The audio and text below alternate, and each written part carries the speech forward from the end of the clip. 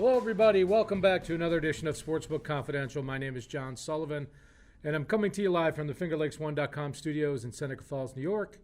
And this little show here is to help you learn and grow as a sports bettor. Hopefully we get our live stream right this time. It's been a couple of rough weeks with the technology, but glad to be back with another episode. And decided to talk about futures today. We have NHL, NBA, and Major League Baseball all coming back within a month. The first two having their playoffs, and Major League has a shortened season. And then we have pro football in September, and the CFL has a shortened season starting in September. We've got a fall Kentucky Derby, and we don't know if there will be crowds or not. And that will make a big difference in the horses. So there is lots to consider with all these unusual circumstances about where you might want to place a bet on a championship winner. So we're going to take a quick look at the championship odds for most of the major sports. And then also we'll talk about the weekend in both Aussie Rules and NASCAR. And before we do any of that, like we always do every week, we update our bankroll. So let's start with that. And you can see last week I started with a bankroll of $477. And we were successful with our Aussie Rules picks. So the Sydney Swans won outright. That was plus $15 to the bankroll. And Port Adelaide was an easy pull-away winner. They won by 31, I believe. And that was plus $14 to the bankroll. So we didn't have any luck in the NASCAR race at Talladega. Eric Jones was right there at the end. He got turned around by Kevin Harvick. There was a crash at the finish line. Jones ended up finishing third or fourth, I believe. But he had a legit chance to win the race. But you can see -8. I had a half a unit on Logano and a quarter of a unit on each of the other drivers. That's minus 24. If you do the math, that's a net plus $5 to the bankroll. So, hey, it's in the right direction. Take it when you can get it. New bankroll is $482, and dividing by 30 as we always do because we try to remain selective sports bettors going forward. Our bet size remains $16 for this week. So 2 weeks in a row, we're moving in the right direction. We'll see how that goes. It can, easily go the other way sometimes. So let's start by looking at some considerations on future odds. And what we're doing is we're looking for value based on unusual circumstances involving return to play. So, of course, we have 24 teams in the NHL playoffs, and they're going to have the draft lottery tonight. So there may be incentive for some of those lower teams in the playoffs to tank depending on who gets the top picks. So it will be very interesting to see what happens there. Also in the NBA, they're playing an 8-game regular season to finish up the regular season before they start the playoffs. And they've got 13 teams involved in the West. They got 9 teams involved in the East. It is very convoluted to me. It doesn't make a lot of sense. But I feel like there are some teams that will be very well rested. There's obviously 2 heavy favorites, the Lakers and the Bucks in the NBA. And there's value in looking at some other teams maybe advancing deep into the playoffs. We'll talk about that. And you can see I've written down which teams might have advantages after being rested, which teams performed well on the road. That's something, they're going to be playing at a single hub or a dual hub cities. And the majority of the teams will not be playing, comfortably at home. But some teams thrive on the road, and you'd be surprised that there's some teams that didn't really do that well at home that did very well on the road, and they may be worth taking a look at on a futures bet. And then, of course, we have the shortened season in Major League Baseball, also in CFL. Their season was cut in half.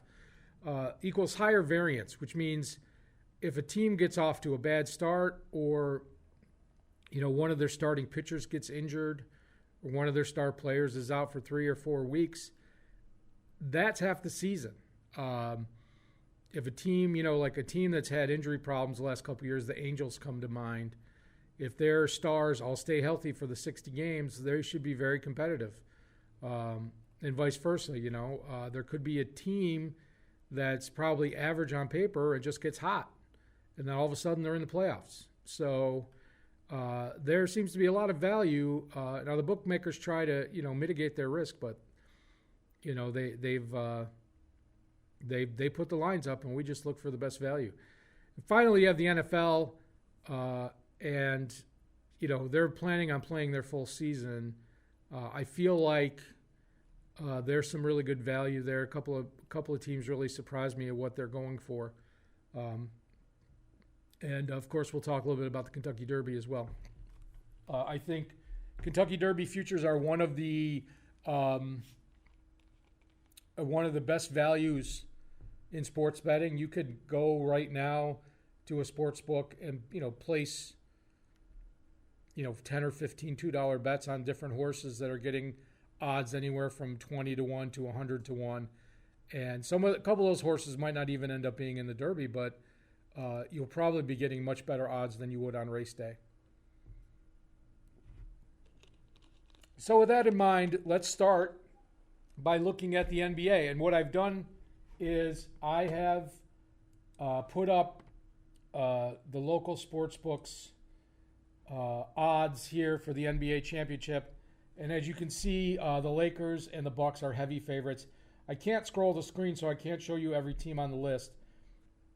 But you can see the odds go up significantly after those favorites. The Houston Rockets, which I think are a legitimate title contender, 13 to 1. The Raptors, defending champs. Of course, they don't have Kawhi, but they are the next best team in the East. So you would think that they would at least make it to the conference finals. 22 to 1. And, the odds go up and up and up.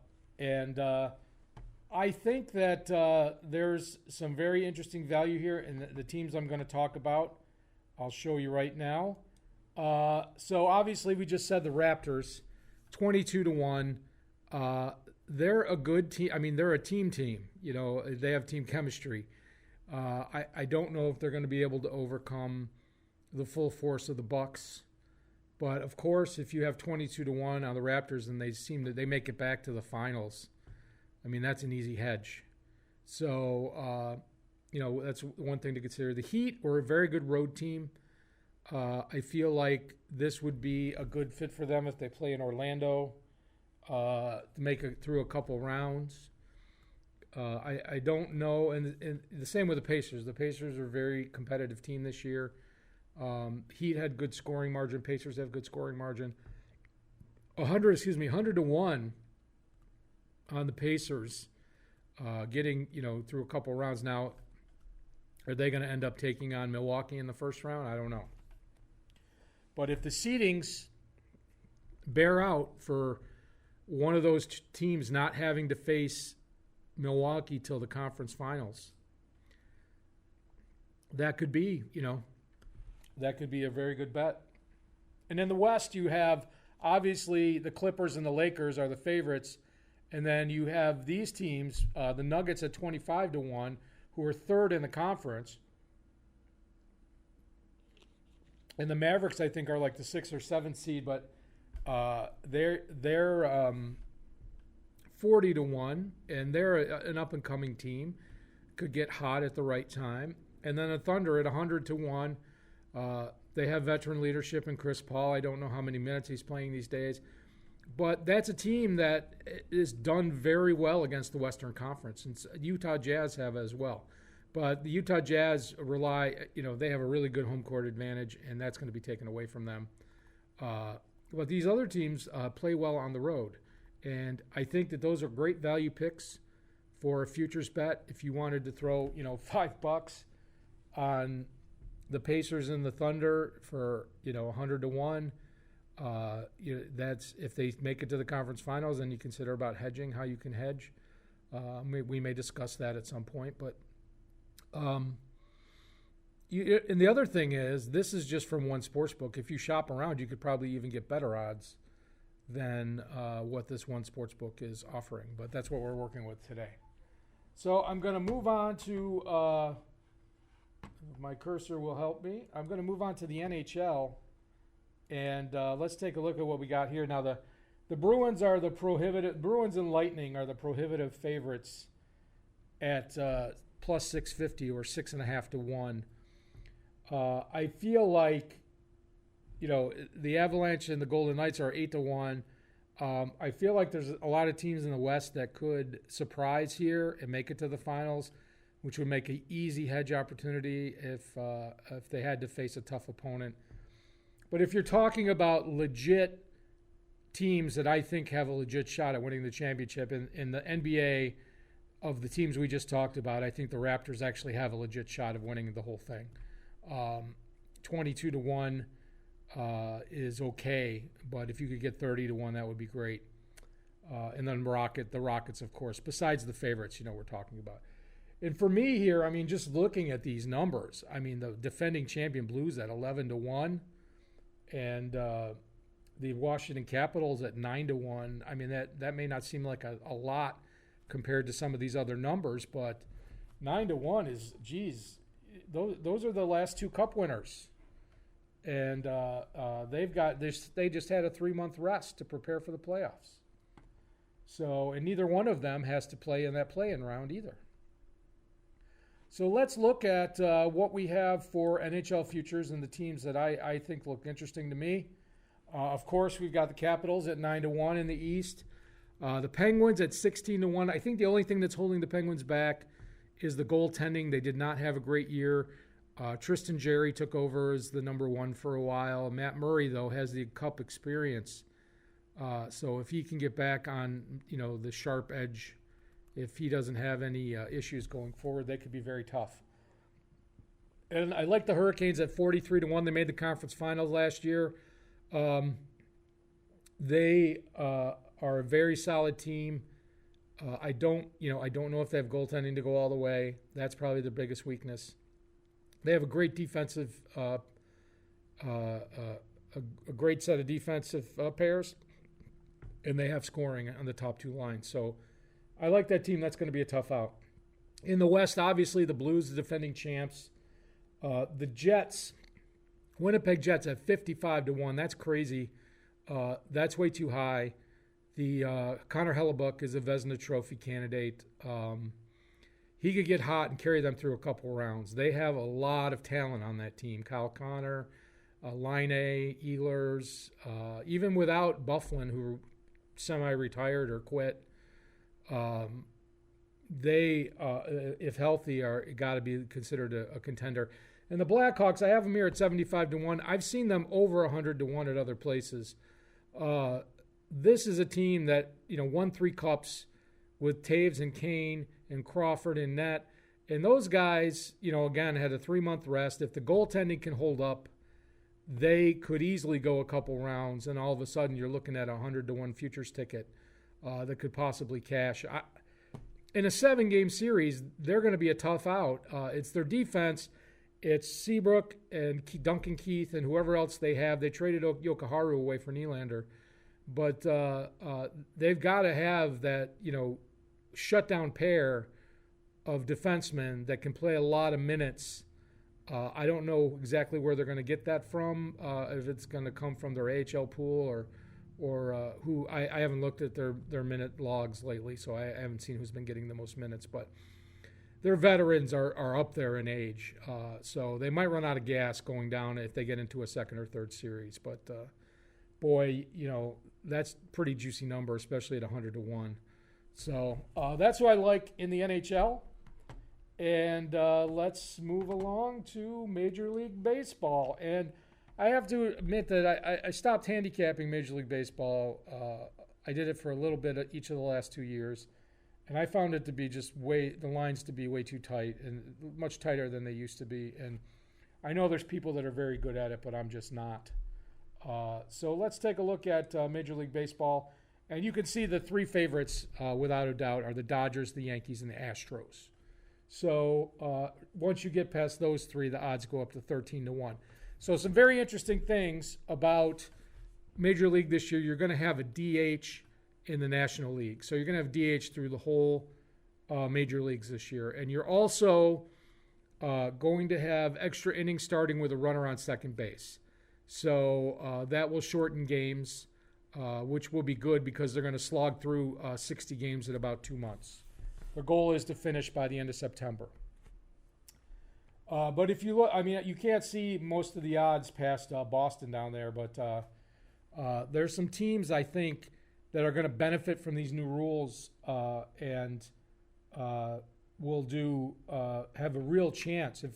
If any one of these teams gets hot for a period of 2 to 3 weeks, they're going to be a contender for a playoff spot. I mean, that's just how short the season is. So looking at the teams that I picked, I went with, obviously, the White Sox. Going to be a great offensive team this year, and I feel like they got some pitching as well in the offseason. I think the Red Sox are underrated at 30-1. Obviously, they're not as good as they were last year on paper, but who knows? Who knows? They, if they get hot, it might look like a good bet. And then I talked about the Angels earlier, 35-1.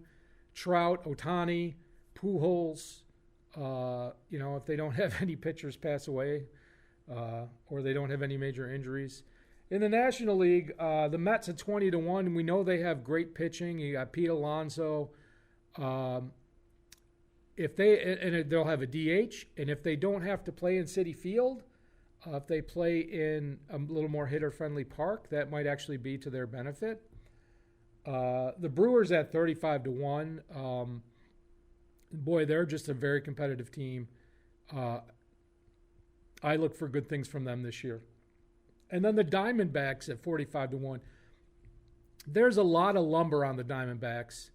And they have a lot of good young hitters, and having the DH.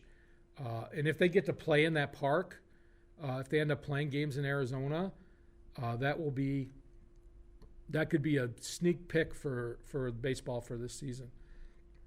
Now, like I said, I'm not, those odds are to win the World Series. And, I'm looking at teams that could make the playoffs and make that bet a viable hedge or something that you could, lay action against later on in the season. So with that, let's move on to the football leagues. And I'm going to pull up the NFL here. And, they're playing their regular season. So the NFL, the only question is, are they going to play in front of crowds or not? And you can see the Chiefs, the Ravens, the 49ers, the Saints, Buccaneers with Tom Brady. And then they got, of course, the Dallas Cowboys. The Cowboys being a very popular team, their odds are always going to be lower than what they probably should be. I think they should be like 25-1. But you can see, once you get past those teams, you can see like the Bills at 28-1, the Packers at 28-1, Pittsburgh 25-1. Pittsburgh has Ben Roethlisberger back and apparently healthy and sober. The Vikings, the Seahawks, the Titans had a very good, strong finish to their season last year.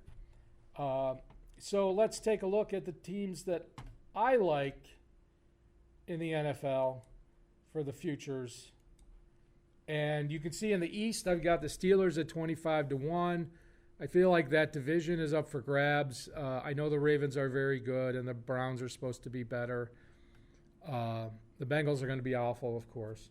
The Bills at 28-1. I mean, the Bills are definitely a playoff team. It would be a disappointment if they did not make the playoffs. I would probably be a disappointment if they didn't win the division. And the Texans at 50-1, which just mystifies me. Of course, they lost DeAndre Hopkins. They made a couple of trades that people didn't like, but boy, you still got Deshaun Watson. You still got Will Fuller. You picked up David Johnson if he can stay healthy. That defense is still there. It's not going away. That's a team that you would think that they're going to be in a playoff spot. Of course, they're in the same division as the Titans, but boy, those are real surprising odds to me. And in the NFC, we've got the Seahawks at 22-1. They're always competitive. They'll find a way to get in the playoffs, and you never know what'll happen. The Vikings at 25-1. I feel like those are fair odds. There wasn't anybody with like really super high odds that looked attractive to me. The Rams were 33-1. And the Packers 28-1, which blows my mind, coming off a 13-3 season. They did not immediately address their wide receiver needs, but boy, they have rushing attack. They have a balanced offense, a solid defense, a great defensive line in Green Bay, and a wide open division. So they said that just like the Bills, I think the Packers, that would be your must play, because both of those teams, anything less than playoffs is going to be a disappointing season. And when you're in the playoffs, anything can happen. So that's it for the NFL. And let us move along to the CFL. And I didn't have a page, so I typed out all the odds here. So I'm going to make this very simple. The CFL has 9 teams in the league. They usually play 18-game season, but they're playing a 9-game season this year. 6 of the 9 teams make the playoffs, which sounds ridiculous, but it's actually great for fans because your team is in it almost always till near the end of the season. So the top 2 in each division automatically make the playoffs, and then the 2 teams with the best records after that make the playoffs. And your team could be 1-7 in an 18-game season and still be in the thick of the playoff hunt. Like I said, it sounds crazy, but when you're a fan of a certain team and they have a bad start, well, in CFL your season's not over, and that's one of the great things I love about it, is that every game matters. But anyway, to make the math simple, 9 teams in the league. So 9-1, if you're an average team, your odds should be 9-1 or plus 900. So any odds over plus 900 are something you want to consider as value if the team is at least an average quality team. Now, rosters have not been finalized. No training camps have started. And as somebody who's followed the league for almost the last 10 years, I'm going to tell you, I look at this list and I see the BC Lions at plus 700 as a good value. The West is stacked. I like the Stampeders to bounce back this year. But I also like BC to bounce back. They had a bad coach last year. They have Mike Riley, who I think is the best quarterback in the league. And I feel like with better coaching, they will do better this year, much better than they did last year. But in the East, the Argos, the Alouettes, and the Red Blacks are all over plus 900. One of those teams is guaranteed to make the playoffs because the Tiger Cats, there's only 4 teams in the East. And I didn't have the Tiger Cats. They're the favorites at plus 325. But all of those other 3 teams, one of them has to make the playoffs, guaranteed, because there has to be 2 Eastern teams. And the Alouettes actually have a very good quarterback. They have a very good defense. They have a very good coach. They are not far away. The team was in receivership. Somebody finally bought the team, and they have good management in place now. And Alouettes are not far away from being a very competitive team. And the Red Blacks had quarterback issues last year. They lost Henry Burris to retirement. Then they lost Trevor Harris to the Eskimos. And they tried Dominique Davis last year, and it didn't work for them. So if they can find a quarterback for this season, they will not. They will be very competitive. They will not be a bottom dweller. I actually am more worried about the Argos. They also have quarterback issues. But I would rather take the plus 1,600 on the Red Blacks than the plus 1,000 on the Argos. But those are very... 3 years ago, I took... The Argos were plus 1,500 preseason, and Ricky Ray took them all the way to the Grey Cup. So it's not as far-fetched. It's a real balanced league. So anytime I see somebody putting odds out over 12-1, I really like to look at that real hard. So... one more thing to look at, and that's Kentucky Derby Futures. I wasn't going to go through a whole list of horses, but like I said before, you could go to a sports book that takes horse bets, get Kentucky Derby Futures. They'll give you a list of probably 25 to 30 horses I believe the name of the horse that won the Belmont was Tis the Law. He's like 5-1 right now to win the Derby, but he raced the Belmont in an empty stadium, an empty racetrack. We don't know if the Derby is going to be held like that. There might be 100,000 people there. So you just don't know what's going to happen for this race, the circumstances. So it's which horses react to having 100,000 people around them, which horses react to having nobody around them. It's going to make a huge difference. But two horses I like that have very high pedigree, I've read a lot about, are Modernist, currently at 50-1, and Enforceable at 33-1. You could get those odds right now at your local sports book that takes horse bets. And there's probably 10 or 12 other horses that you can get anywhere between 50 and 100-1, or maybe even 150-1. If you want to grab a bunch of long shots and then hope and pray when they have the Kentucky Derby that they make the field, you'll probably, because on the day of the race, it would be very unlikely that any horse is over 50, 60-1. So there's a chance for you to get some horses at some really good odds, and we'll see how that all pans out. But that's going to do it for all the futures that I looked at, and so I'm going to spend the rest of the show talking about Aussie Rules and NASCAR. And let's look at Week 4 in Aussie Rules. I'm about to cough here. We have 7 games left, and there's 2 games tonight, or actually this evening and then early tomorrow morning. And we're going to start with Port Adelaide Power at West Coast Eagles. You guys know how I feel about Port Adelaide. They're the best team in the league. I like minus 7.5. Last week, I was a little worried about them covering because it was kind of crappy weather. It was rainy, and they ended up pulling away and winning by 31. There wasn't much of a sweat in the second half.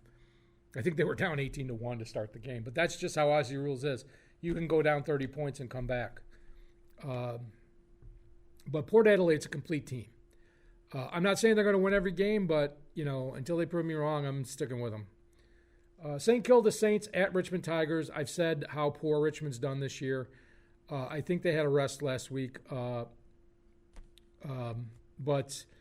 they're going to bust out with a win sooner or later, and they can win this game. But St. Kilda plus 16.5.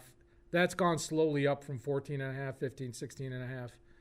I like that. That's like at 2 o'clock this morning, New York time, so I'll probably be checking that out. Essendon Bombers at Carlton Blues. Carlton plus 4.5. Carlton's played very well, much better than anybody's expected. I think eventually there's going to be a letdown. Excuse me. Essendon, this is a very, very fair game.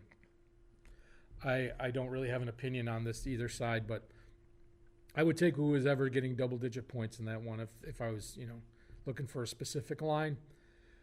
Gold Coast Suns at Fremantle Dockers. Gold Coast having another big win in their last game. Fremantle struggled against Port Adelaide as you would expect, but this game's probably lined pretty appropriately. Gold Coast minus 7. That's basically a 1 goal and 1 behind.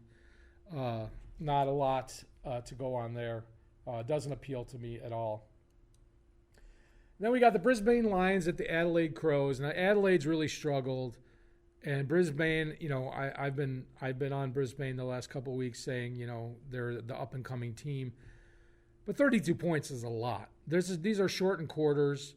32 points for any Aussie Rules game under these circumstances, I think, is a lot.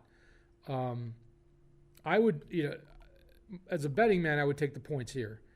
As much as I like Brisbane to win this game. And Adelaide really hasn't shown anything this season. But in a regular Aussie Rules season, teams play like 23 weeks or something like that, 21 games, and they don't go undefeated and they don't go without winning a couple. So Adelaide's going to bounce back, but there's going to be more losing than winning. Melbourne at Geelong Cats. Geelong, I feel, is one of the stronger teams this year. I feel they're the better team than Melbourne, but 10.5 is a lot. It doesn't make me want to take this game. And then Hawthorne Hawks at North Melbourne Kangaroos. The Kangaroos lost to Sydney last week. Now they get Hawthorne, which is an even better team. So you can see why North Melbourne's considered an underdog here. I wouldn't be surprised if North Melbourne bounced back. But I'd stay away from that game. Either team could win that game. So if I had to pick a side, I would take the points. But I like Hawthorne. They just crushed Richmond, but I think that was, hopium because Richmond is not the team it was in years past. I just don't think they are. So that's going to do it for Aussie Rules. And without getting into, right before I show you my picks, the NASCAR's at Pocono this weekend, and Joe Gibbs' racing team has dominated Pocono. They have 3 of the last 4 wins, with Martin Truex getting one of those wins when he was with another team. So it's all about the Gibbs cars in NASCAR this week. So I'm going to reflect that in my picks. So we're going to take tonight Port Adelaide minus 7.5, minus 111 the odds. And then I'm going to roll with St. Kilda Saints plus 16.5 early Saturday morning. If you're wide awake, you can check that out, minus 112. And then I'm going to go light this week on the NASCAR. I'm going to take Denny Hamlin at plus 750 and Eric Jones at plus 1600, both Gibbs cars, half a unit each. I know Kyle Busch is the favorite at like plus 400. It's just not enough odds for me to take him.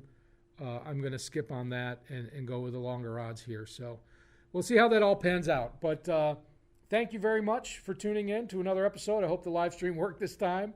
And I'll be back soon with another episode. So I'll play the outro music for you, and let's go get some winners. Take care, everybody. Have a good one.